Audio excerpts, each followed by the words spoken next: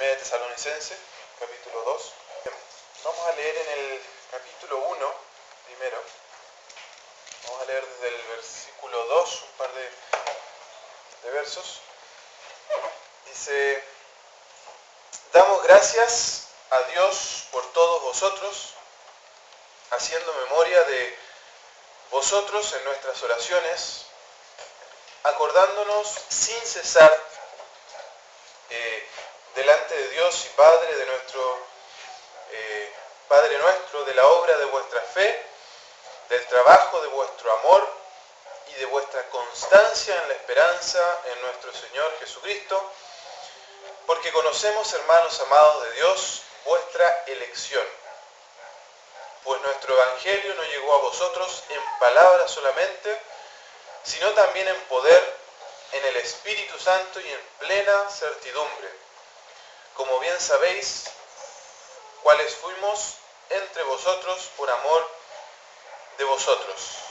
Y vosotros vinisteis a ser imitadores de nosotros y del Señor, recibiendo la palabra en medio de gran tribulación, con gozo del Espíritu Santo. Capítulo 2, versículo 13 dice: por lo cual también nosotros, sin cesar, damos gracias a Dios, de que cuando recibisteis la palabra de Dios que oísteis de nosotros, la recibisteis no como palabra de hombres, sino según es en verdad la palabra de Dios, la cual actúa en vosotros los creyentes.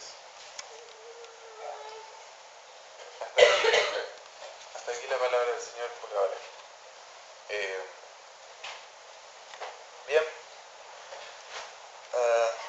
Pensamiento que quería compartir con ustedes esta mañana hace alusión a cómo recibimos la palabra de Dios nosotros cuando nos acercamos a ella. ¿Ya? Quise leerles los primeros versículos del capítulo 1 de 1 de Tesalonicenses, ¿ya? Porque la verdad que estos hermanos nos son un gran ejemplo a nosotros a seguir, ¿ya? Como Pablo se refiere a ellos, ¿ya? Dice que Pablo se acuerda siempre de ellos, dice de la obra de la fe de estos hermanos, ¿ya? También se acuerda del trabajo de amor que realizaban, me imagino, unos para con otros, ¿ya? Dice, se acuerda de la constancia en la esperanza del Señor Jesucristo, ¿ya? La esperanza que tenemos como creyentes y estar constantes en esa esperanza, ¿ya? Dice, porque conocemos, hermanos amados de Dios, vuestra elección, ¿ya? Es decir, eran hermanos creyentes, ¿ya? Que tenían un buen fundamento, ¿ya? Y que estaban perseverando en la vida cristiana, ¿ya? Con evidencias claras de ser hijos de Dios, ¿ya? Que estaban creciendo como hijos de Dios, ¿ya? Y estaban sólidos en su fe. Ahora, yo les pregunto, ¿qué le da esta solidez a un creyente? ¿Qué le da esta solidez en su caminar al creyente? Porque no todos los creyentes somos iguales en la vida cristiana. ¿Por qué todos los creyentes no avanzamos de la misma forma en nuestra fe? ¿Por qué todos los creyentes no tenemos los mismos frutos en el Señor? ¿Ya? ¿Por qué todos los creyentes no perseveramos en la esperanza de igual forma? ¿Ya? ¿Por qué todos los creyentes no somos igualmente fieles al Señor? ¿Ya? ¿Por qué hay creyentes que decaemos con más facilidad? ¿Ya? ¿Por qué la iglesia es un lugar donde, a pesar de que son muchos los creyentes que transitan, ¿ya?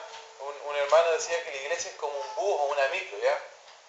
Que muchos se suben y se sientan, ¿ya? Pero muchos se van bajando por la puerta trasera, muchos por la delantera, ¿ya? Y son pocos los que hacen el recorrido hasta el final, ¿ya? Yo les pregunto, ¿por qué pasa esto? Bueno, una de las razones que yo veo en la palabra de Dios, ¿ya? Es por lo que dice el versículo 13 del capítulo 2 que hemos leído,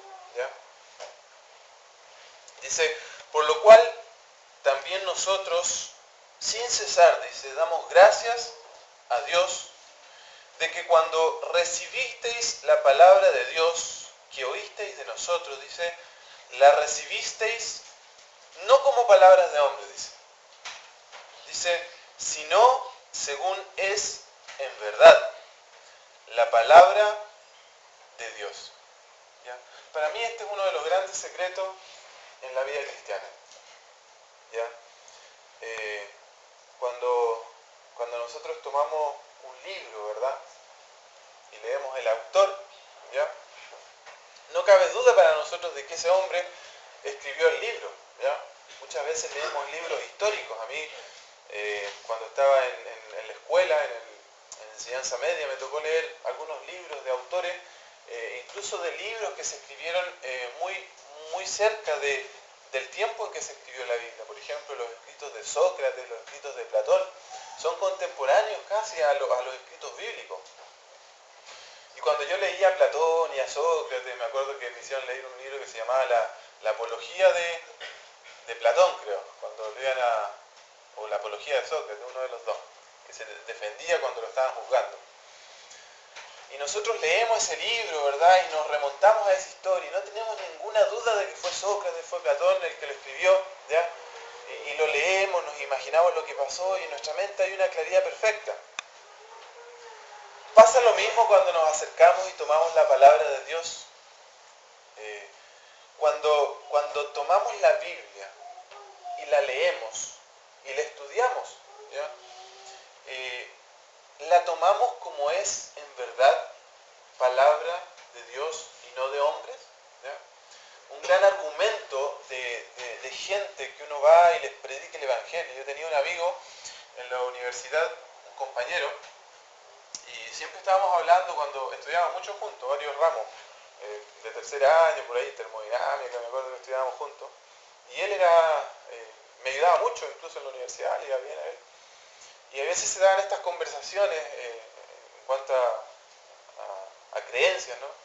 Y uno de los grandes argumentos que él me decía, por lo cual él no podía creer en la Biblia, él me decía, pero ¿cómo yo voy a creer un libro que lo escribieron hombres? ¿Ya?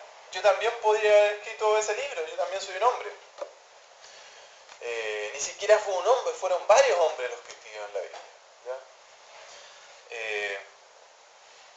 Adrian Rogers, en una de sus predicaciones, me gusta cómo hace referencia a la Biblia. Dice que la Biblia son 66 libros, ¿verdad?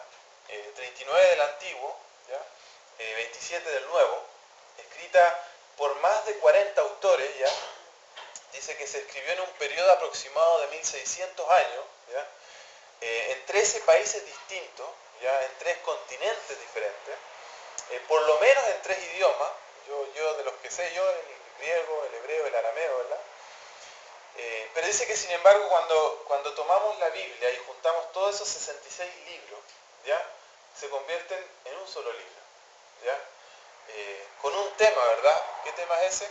El principal tema de la Biblia, la salvación, ¿ya? Con un villano, dice Satanás. Satanás es el malo de la película en la Biblia, ¿ya? Con un héroe, Jesucristo, ¿ya? Y con un propósito, dice también, glorificar a Dios. Qué tremenda obra de arte es la palabra de Dios, ¿ya? Juntar a todos esos hombres, ¿ya? Muchos de ellos pastores, los escritores de la Biblia, algunos reyes, el rey David fue rey, algunos eruditos, acordémonos de Pablo, que era un erudito, ¿ya? Creció conociendo la ley y estudiando profundamente, aunque lo hacía de una forma, digamos, intelectual más que espiritual.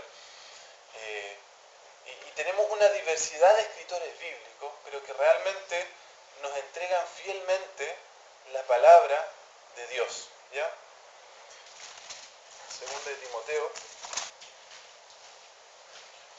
Toda escritura es inspirada por Dios y útil para enseñar, para redarguir, para corregir, para instruir en justicia. ¿Ya?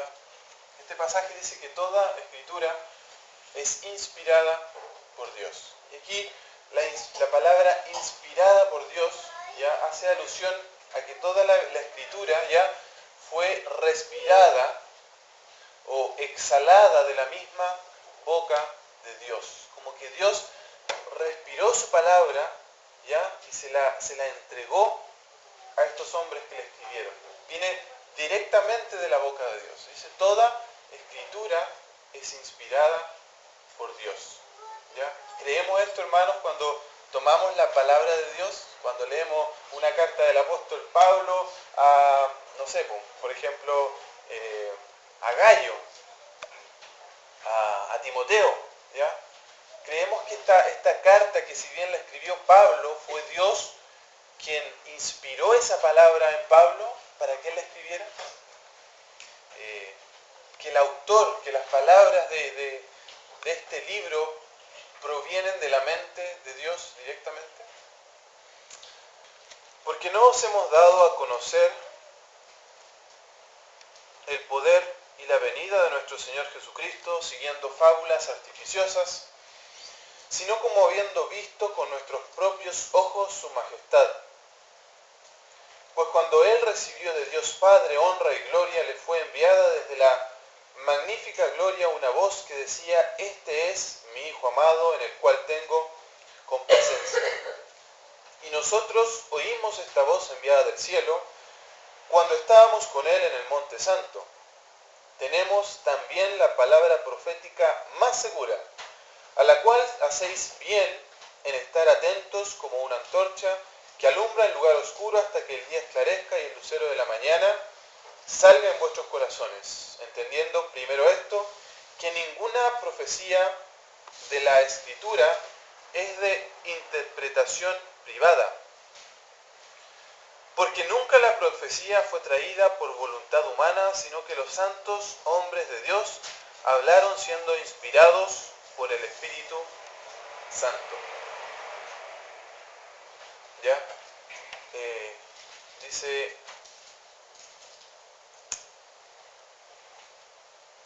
que ninguna profecía de la Escritura es de interpretación privada. ¿Ya? De alguna forma, aquí la palabra interpretación como que hace alusión también a que de alguna forma ellos como que liberaron o soltaron ya lo que el Espíritu Santo trajo a ellos. ¿Ya? De alguna forma simplemente fueron el canal que usó el Espíritu Santo, que usó Dios para liberar su palabra. ¿Ya? No es de interpretación privada. Ellos simplemente dejaron que el Espíritu Santo se manifestara a través de ellos para traer su palabra a nosotros. ¿Ya? También dice, porque nunca la profecía fue traída por voluntad humana. ¿Ya? Muchas veces los autores de la Biblia ni siquiera eran capaces de entender completamente lo que estaban escribiendo. ¿Ya? Pensemos, por ejemplo, en Daniel. ¿Han leído alguna vez el capítulo 9 de Daniel, si no me equivoco? Donde habla de las 70 semanas del pueblo de Israel. Bueno, hoy día nosotros, estudiando mucho las 70 semanas de Daniel, podemos comprender muchas cosas de las 70 semanas y cosas que Dios le reveló a un profeta muchos años atrás, mucho antes de que viniera Jesucristo y las cosas fuesen reveladas. ¿Ustedes creen que Daniel entendió todo lo que él escribió? Isaías, escrito 700 años más o menos antes de que viniese el Señor Jesucristo, antes de que muriese en la cruz, ¿ya? Escribió acerca de los sufrimientos del Señor Jesucristo. Para muchos muchos estudiosos bíblicos dicen que el capítulo 52 y 53 de Isaías nos dan mayor luz en cuanto a lo que sufrió el Señor Jesucristo, en cuanto a sus sufrimientos. Sufrimientos que hoy día nosotros, con toda la luz que tenemos, con toda la palabra de Dios revelada a nosotros, no podemos entender a cabalidad. ¿Ustedes creen que Isaías lo pudo comprender completamente? ¿Isaías comprendió todo lo que él escribió en su libro? ¿Ya? Muchas veces ni siquiera su voluntad estaba totalmente comprometida con lo que ellos tenían que escribir. hubieron profetas que escribieron acerca de la palabra de Dios y que sufrieron por ello. Muchos de ellos murieron, ¿ya? Muchos de ellos fueron mártires, ¿ya? A causa de su obediencia a Dios, ¿ya? A muchos profetas no les fue fácil, ¿ya?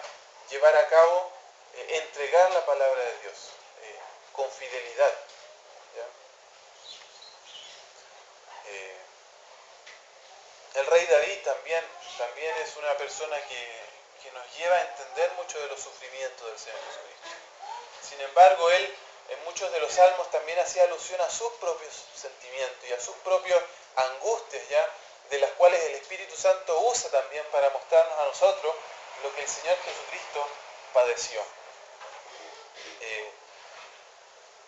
Entendiendo primero esto, dice que ninguna profecía de la Escritura es de interpretación privada, porque nunca la profecía fue traída por voluntad humana, sino que los santos hombres de Dios hablaron siendo inspirados por Dios. Leámoslo cuidadosamente, hermano, y les invito a seguirlo meditando en sus casas. La verdad que es un versículo que nos puede edificar mucho. Dice: por lo cual también nosotros sin cesar, dice, damos gracias a Dios de que cuando recibisteis la palabra de Dios que oísteis de nosotros, dice el apóstol, la recibisteis no como palabras de hombres, que aunque fueron hombres que la escribieron, no es palabra de ellos, dice, sino según es en verdad la palabra de Dios. Y miren lo que dice después: la cual actúa en vosotros los creyentes. Hermanos, ¿queremos que la palabra de Dios actúe en nosotros? ¿Queremos que la palabra de Dios transforme nuestra vida, nuestro corazón, ¿ya?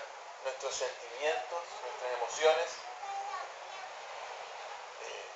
¿Queremos que realmente nos ayude a glorificar más a Dios en esta vida, en esta tierra? Debemos partir por la base. Debemos partir por acercarnos a la palabra de Dios con plena certeza, con plena certidumbre de fe de que es la palabra de Dios. Una vez escuché, hablábamos de una predicación de un hermano y yo decía, no, la verdad es que me tocó lo que dijo este hermano. Hablaba con un amigo y este amigo dijo, bueno, lo que dijo el predicador es lo que a él le parece, ¿ya? Tengamos cuidado, hermano. Los hermanos que enseñan en la iglesia tratan y deberían tratar de ser fieles en exponer la palabra de Dios, ¿ya? De darnos, de entregarle a la iglesia, ¿ya? Con fidelidad lo que la palabra de Dios entrega, ¿ya? Pero es responsabilidad nuestra, ¿ya? Entender también la Biblia y la palabra de Dios. Es responsabilidad nuestra creer en la palabra de Dios para obedecerla, ¿ya? No como palabra de hombre, sino según es, en verdad, la palabra de Dios, la cual actúa en vosotros los creyentes. Que el Señor bendiga estos pensamientos y su palabra, la exposición de ella en nuestras vidas.